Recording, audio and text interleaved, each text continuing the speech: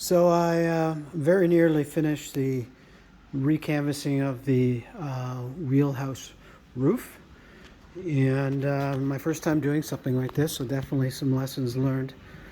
The biggest one was the canvas not shrinking as I expected.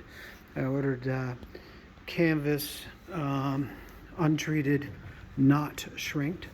I got it, put it in, so I cut it to size roughly, and then I put it in a bathtub with some warm or hot water, got it moist, and it shrunk by 6 inches across the width.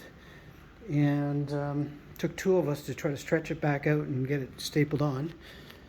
And then it actually got loose instead of the 10% shrinkage I was expecting.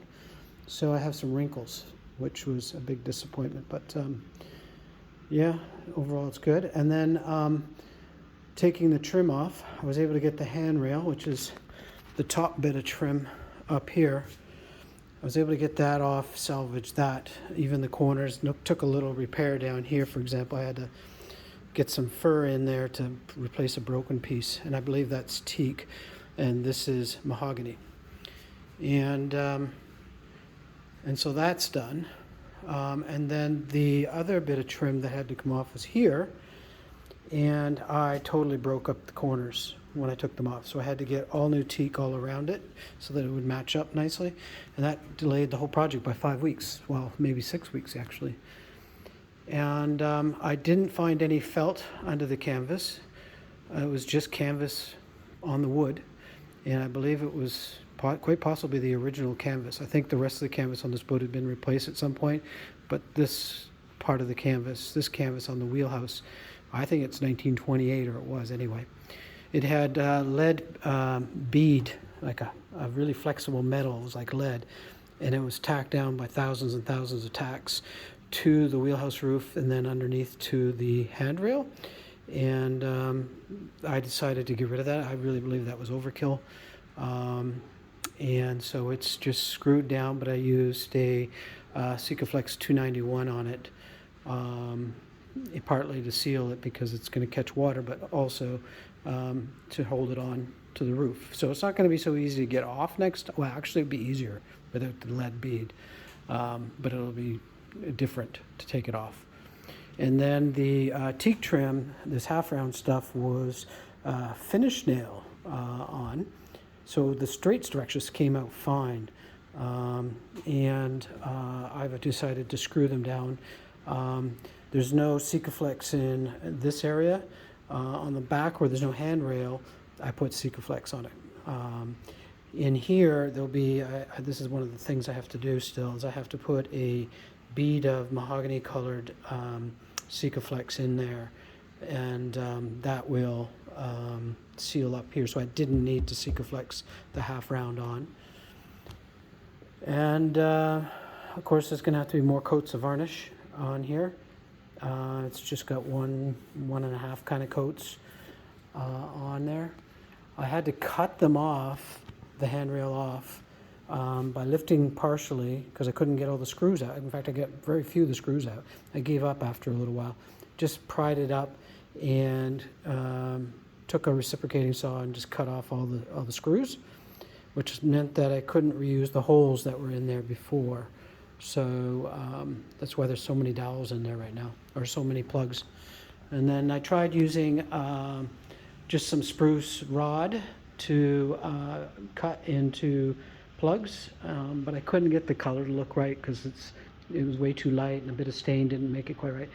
So I ended up just using a drill press and making a bunch of plugs out of material that was left over, like the teak material that was left over. And I've got about, I don't know, it sucked up a gallon of Interlux Brightside on the first coat, and I think I've put probably 3 quarts on since. I just put a last coat on, and I think a couple more coats would actually start making the surface smooth, but I think it's pretty good the way it is. In here, there was a bit of a gap. I couldn't quite get it to seal up right, so I filled it up with some Sikaflex 290 and just used lots of paint to kind of make sure that's sealed up nicely. That's really important on the corners. There was some rot in the wood. In this area, for example, there was about a 3-inch square section that I had to cut out and replace with some new wood. And same over in the other corner. So I think the corners were really getting it hit hard.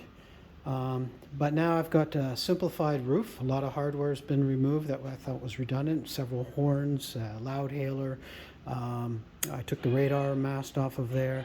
Removed the fiberglass VHF antenna off of there, and then plugged everything from the inside. And I think it looks nicer. And frankly, the number of patches on the roof necessitated a whole replacement at this point anyway. The other thing is that the starboard and port lights, there were a lead plate that was tacked onto the roof, and then the lights were screwed down into the lead plate and the wood, presumably to make it fixed on there stronger in case somebody wanted to refund that by using a handhold or something. I removed the plate when I resurfaced it and prepped for recanvassing, and decided not to put a new plate down there. So they're just screwed right into the wood, and basically if you refund it hard enough, they'll come off. I used Sikaflex 291 underneath them to help out, again, to try to compensate for the lack of the plate that was tacked in. And I had to make new the little leveling collars underneath the cowling and the searchlight. There's actually 4 of them on the roof. I had to make all new ones because the old ones just broke apart. I think they were cedar, and so yeah, I made new ones out of cedar. And not a very difficult thing to do, just a big couple of hole saws to make a donut. And now I'm moving on. I'm working my way from the top down to the bottom, and so it's the mid deck that's getting repainted now for a refresh.